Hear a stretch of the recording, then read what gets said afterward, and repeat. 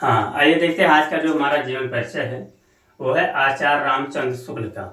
तो जैसा कि जानते हैं आचार्य रामचंद्र शुक्ल का जो जीवन परिचय है ये कक्षा 10 के लिए यानी कि हाई स्कूल के लिए अत्यंत महत्वपूर्ण है। तो सबसे पहले देखते हैं कि आचार्य रामचंद्र शुक्ल का जन्म जो है वो 4 अक्टूबर 1884 ईस्वी को बस्ती जिले के अगोना नामक ग्राम में हुआ था। ठीक है, इनके पिता का नाम था चंद्रबली शुक्ल जो कि एक कानूनगो में सुपरवाइजर थे। ठीक है, आगे बताया गया कि आचार्य रामचंद्र शुक्ल जो है ये शुरू से ही कला प्रेमी और रचनाओं के प्रति इनकी बहुत ज़्यादा पकड़ थी। ठीक है, इसलिए इन्होंने अपनी जो स्टार्टिंग पढ़ाई यानी कि जो प्राइमरी लेवल की पढ़ाई थी तो इन्होंने बताया गया कि कक्षा 10 की पढ़ाई मिर्जापुर के एक मिशनरी स्कूल से कंप्लीट की। यानी कि इन्होंने अपनी 10वीं की पढ़ाई 10 यानी 10वीं की पढ़ाई मिर्जापुर के मिशनरी स्कूल से मिर्जापुर के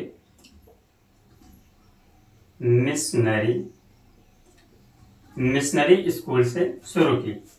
लेकिन 10वीं के बाद जब ये 12वीं की पढ़ाई करने के लिए इलाहाबाद प्रयागराज है यानी कि 12th की पढ़ाई करने के लिए जब ये प्रयागराज आए तो बताया गया कि ये गणित में थोड़ा कमजोर होने के कारण, जो गणित विषय था उसमें कमजोर होने के कारण यहाँ पर 12th में यानी कि 12वीं क्लास के अंतिम वर्ष में ये फेल हो गए और यहीं पर इन्होंने मिर्जापुर में ही एक कला सब्जेक्ट के ऊपर अध्यापन कार्य चालू किया। यानी कि मिर्जापुर स्कूल में ही कला नामक विषय के ऊपर इन्होंने अपना अध्यापन कार्य यानी कि वहाँ पर कला विषय में इन्होंने पढ़ाना स्टार्ट किया।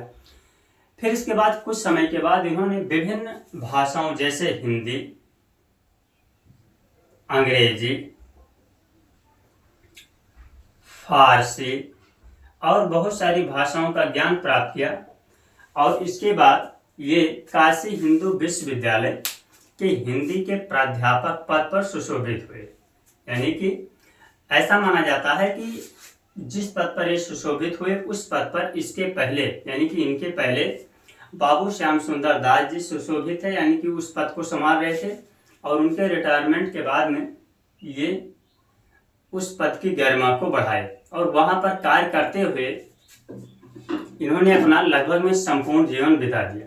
और कार्य करते हुए बताया गया कि 2 फरवरी 1941 ईस्वी को यानी कि वहां पर कार्य करते हुए 2 फरवरी 1941 ईस्वी को इनका देहांत हो गया। ठीक है, तो ये तो था संक्षिप्त जीवन परिचय आचार्य रामचंद्र शुक्ल का। ठीक है, अब आगे फिर देखते हैं।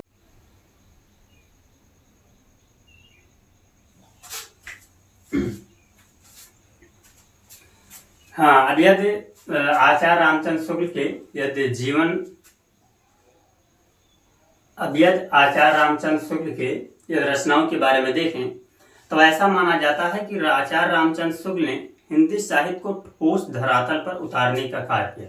अर्थात हिंदी साहित्य के एक श्रेष्ठ रचनाकार, श्रेष्ठ आलोचक, महान राजनीतिक, इतिहासकार एवं कुशल रचनाकारों में से एक थे। ठीक है, इसलिए इन्होंने अपने जीवन काल में विभिन्न प्रकार की रचनाओं की रचना की, जिसमें ये देखा जाए तो इनकी कुछ प्रमुख रचनाएं हैं जैसे चिंतामणि। जो चिंतामणि इनकी रचना है इसके हैं 4 भाग। ठीक है, इसके बाद इन्होंने विचार विधि नामक रचना की, विचार विधि नामक ग्रंथ की रचना की। ठीक है, इसके बाद इनकी यदि अन्य रचनाओं की बात करें तो इन्होंने हिंदी साहित्य का इतिहास, हिंदी साहित्य का इतिहास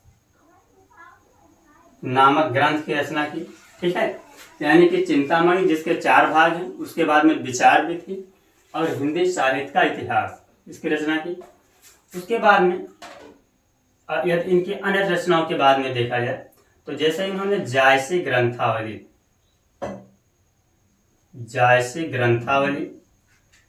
उसके बाद तुलसी ग्रंथावली,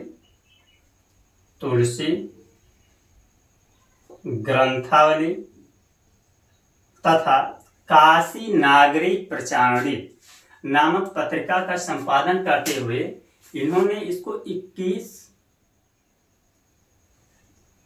इसके बाद काशी नागरिक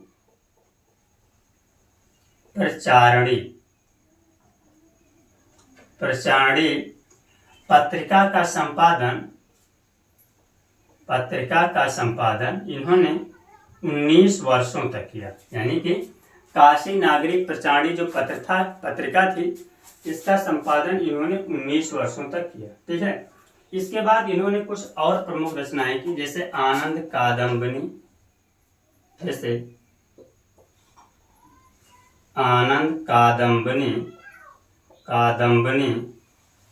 रस मीमांसा, त्रिवेणी आज प्रमुख रचनाओं की रचना की। ठीक है। और और प्रेजेंट टाइम में इन्होंने एक मित्रता, आचार्य रामचंद्र शुक्ल ने एक मित्रता नामक कहानी या एक मित्रता नामक पाठ की रचना की, जो कि एक बहुत ही प्रेरणादायक कहानी है और जो आपस में दो मित्रों के बीच की कहानी को दर्शाती है। ठीक है। अर्थात वो यहाँ पर ये दर्शाती है कि मित्रता के बारे में बताया गया कि जो कुशन का ज्वर होता है वो बहुत ही भयानक होता है। अर्थात जैसा ही मित्र इंसान को मिलेगा उसका उसके ऊपर वैसा ही प्रभाव पड़ेगा। तो यहाँ पर हम देख चुके हैं आचार्य रामचंद्र शुक्ल का संपूर्ण जीवन परिचय। ठीक है।